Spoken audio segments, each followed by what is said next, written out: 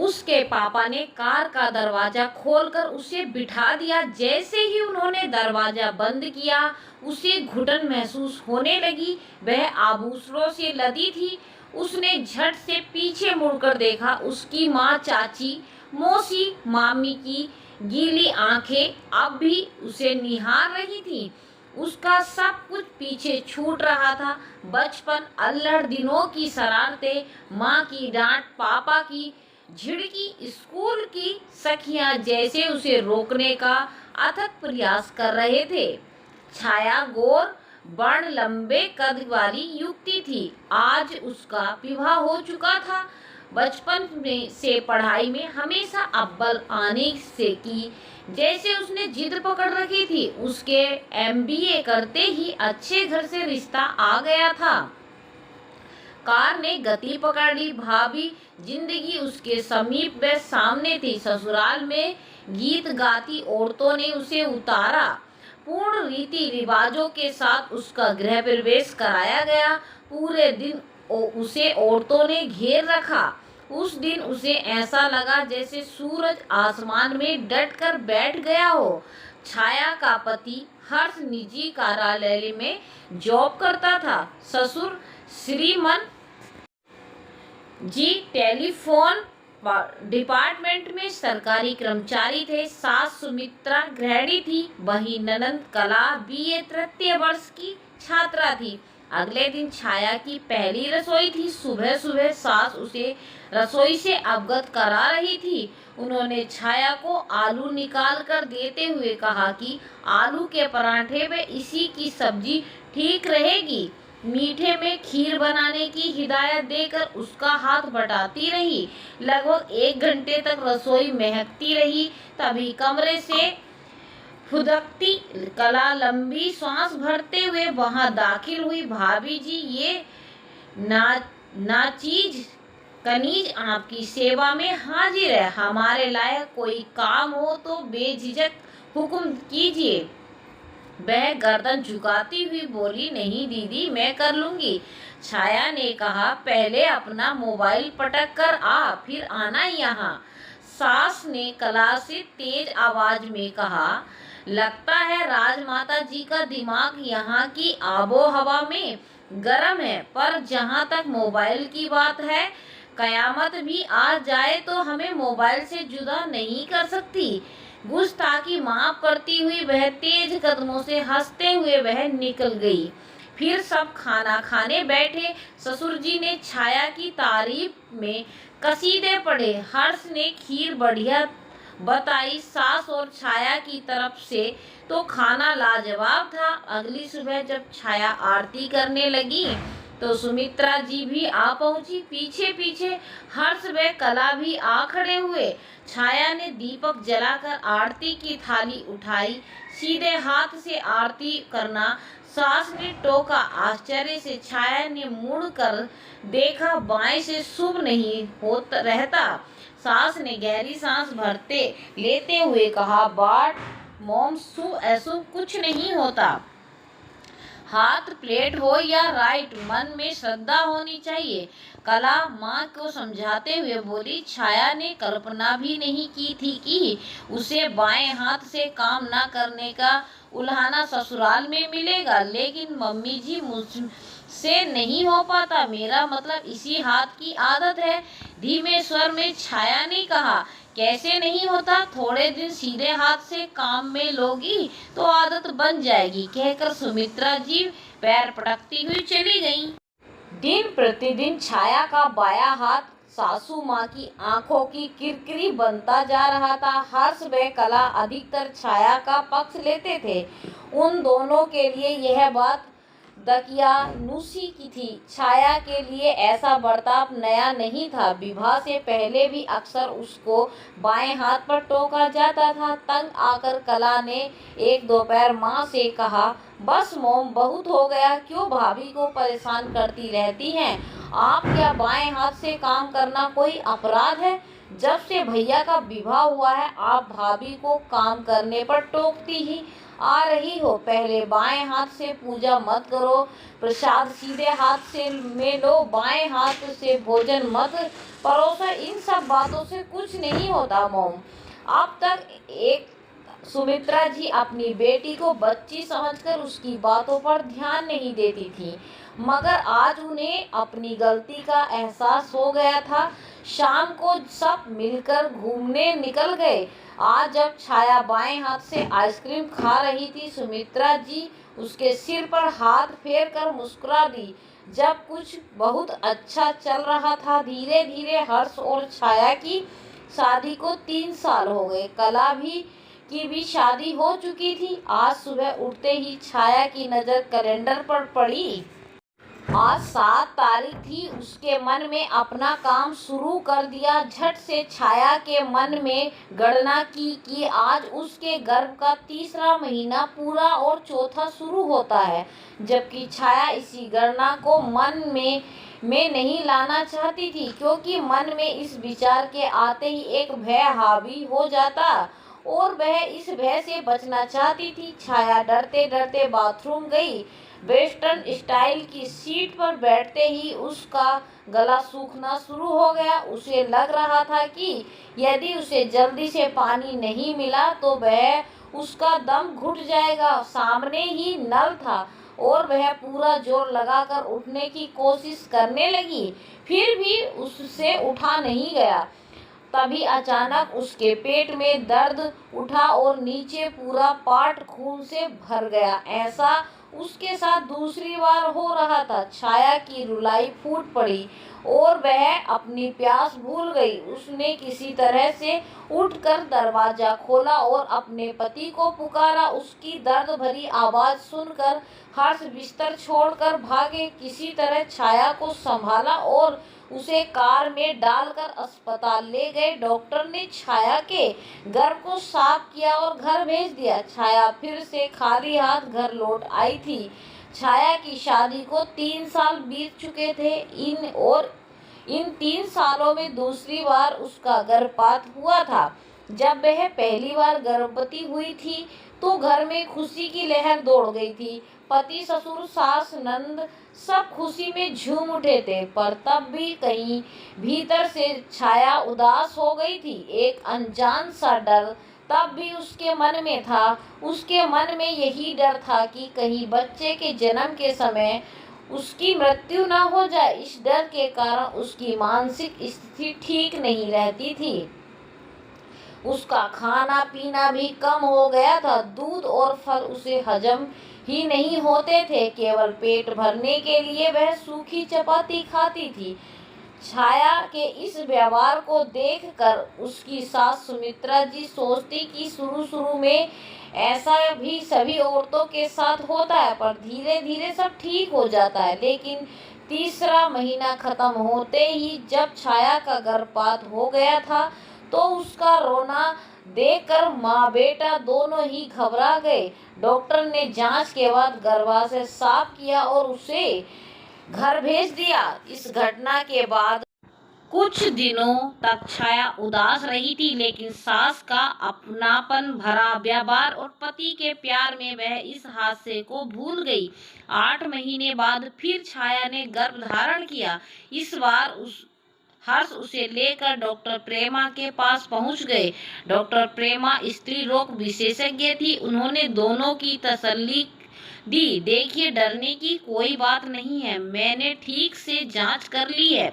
छाया के गर्भाशय की स्थिति जरा ठीक नहीं है, वह थोड़ा नीचे की ओर खिसका हुआ है। ऐसे में उनको फुल बेड रेस्ट की जरूरत है। ज्यादा समय लेटे ही रहना है, पैरों के नीचे भी तकिया लगा कर रखना है और केवल सोच जाने के लिए ही उठना है। सोच जाते समय भी ध्यान रखे कि जोर से नहीं लगाना है।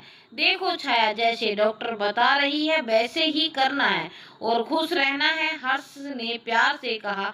हाँ, खुश रहना बहुत जरूरी है। डॉक्टर प्रेमा ने भी सलाह दी। अच्छी किताबें पढ़ो, मधुर संगीत सुनो और सुखद भविष्य की कल्पना करके खुश रहो। हर्ष ने कहा, डॉक्टर मेरी जान को खतरा नहीं है? छाया ने डरते डरते पूछा था। तुमने ऐसा क्यों सोचा? डॉक्टर प्रेमा ने पूछा।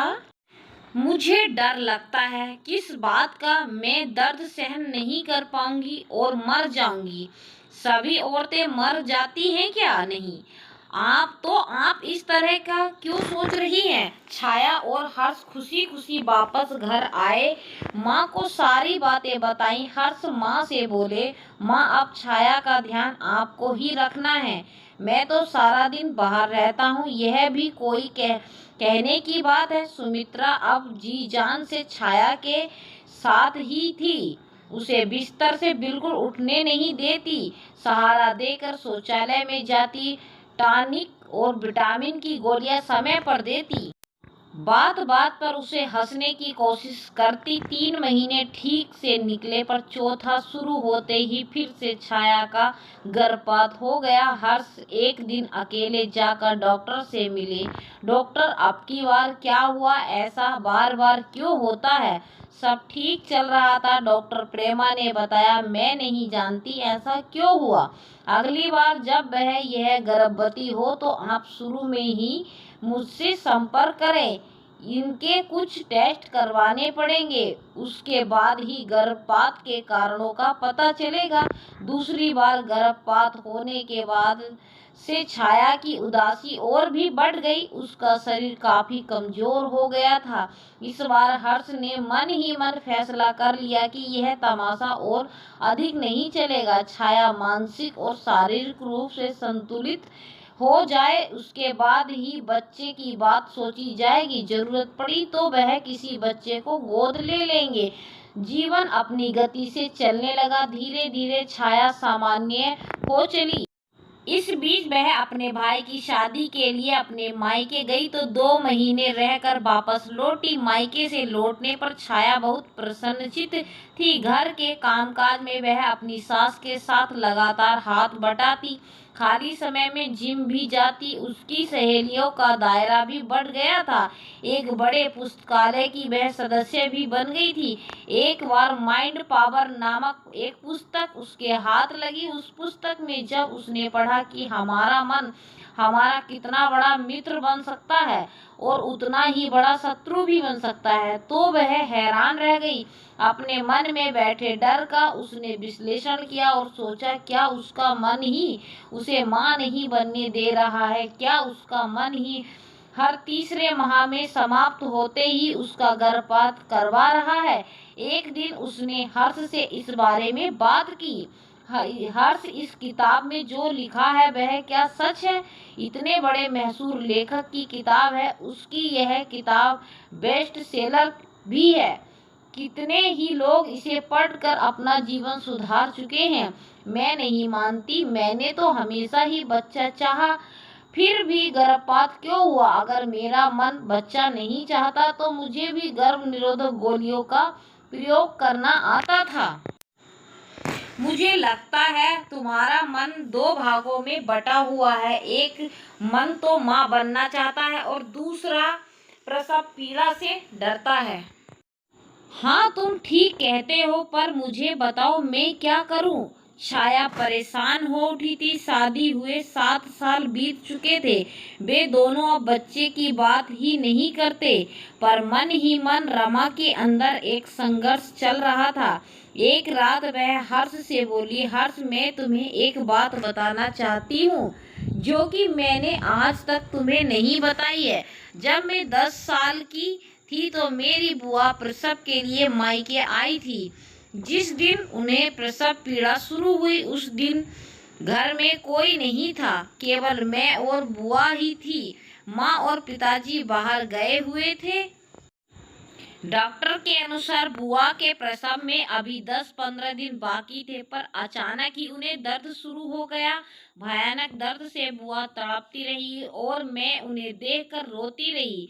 तड़पते तड़पते बुआ बिस्तर से नीचे उतर आई थी। दर्द के कारण चिल्लाने से उनका गला सूख गया था।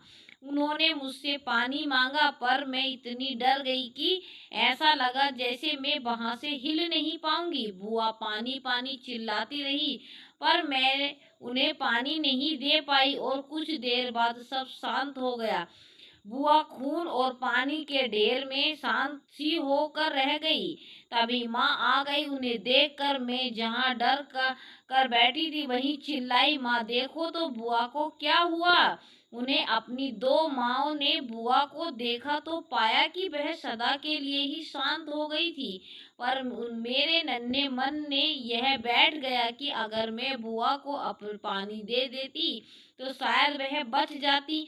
मेरा मन अपराध बोध से भर गया। तीसरा महीना शुरू होते ही वह अपराध बोध मुझ पर इस कदर हावी हो जाता है कि मैं रात में कितनी बार उठकर पानी पीती हूँ। बुआ का पानी मांगना मेरे दिलो दिमाग में छा जाता है। मेरी बुआ के कारण ही बिना माँ बने ही इस दुनिया से चल बसी। इसलिए मैं सोचती हूँ कि शायद अतीत का अपराध बोध और प्रसव पीड़ा का वह भयावह दृश्य ही मुझे डराता है और डर के मारे मेरा गर्भपात हो जाता है। पहले क्यों नहीं बताया यह सब। हर्ष बोले, बुआ की मौत की जिम्मेदार तुम नहीं हो। यह अपराध बोध तो मन से बिल्कुल ही निकाल दो।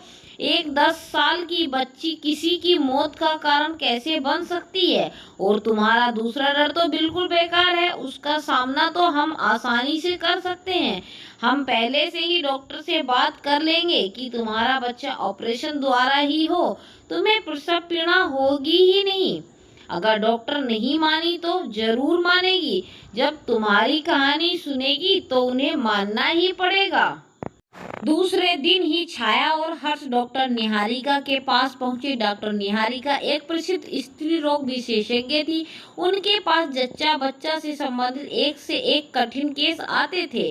अनुभवों के आधार पर वह इतना ज्ञान प्राप्त कर चुकी थी कि जब छाया और हर्ष उनके पास सलाह के लिए आए तो उन्होंने सबसे पहले छाया के पिछले सभी गर्भपातों के बारे में जानकारी हासिल की और छाया के लिए कुछ जरूरी टेस्ट लिख दिए। जब टेस्टों की रिपोर्ट आई तो उन्हें पता चला कि छाया को टैक्सोप्लाज्मा है। डॉक्टर ने बताया कि रूबेला और टैक्सोप्लाज्मा से दो ऐसी बीमारियां हैं जो किसी गर्भवती महिला के लिए घातक होती है। रूबेला अगर गर्भवती स्त्री को हो तो उसके कीटाणु पेट में पल रहे शिशु तक पहुंचकर उसे नुकसान पहुंचाते हैं। पर छाया के खून की जांच के बाद पता चला कि उसे टैक्सोप्लाज्मा हुआ है। यह खून में फैला हुआ इन्फेक्शन है जो गर्भवती स्त्री के गर्भ में पल रहे शिशु के लिए घातक होता है। छाया के साथ भी यही हो रहा था। डॉक्टर ने छाया को सलाह दी कि अगली बार गर्भ का निश्चय लेते ही वह तुरंत अस्पताल में भर्ती हो जाए। छाया के गर्भ ठहरते ही डॉक्टर निहारिका के नर्सिंग होम में दाखिल हो गई। डॉक्टर ने शुरू से ही छाया को उचित दवाइयां देना शुरू कर दी। देखते ही देखते 4 महीने सही निकल गए। अब तो छाया पूरी तरह आशा से भर गई थी। डॉक्टर की निगरानी, उचित दवाओं और अपने सकारात्मक विचारों और भावनाओं के कारण छाया के 9 महीने पूरे हुए। पूर्व निश्चित समय पर डॉक्टर ने ऑपरेशन किया और जीता जागता रोता चिल्लाता प्यारा सा बच्चा उनकी गोद में थमा दिया। छाया को लगा उसने जीवन की सारी खुशियां पा ली हैं। तो बस आज की कहानी में इतना ही। धन्यवाद।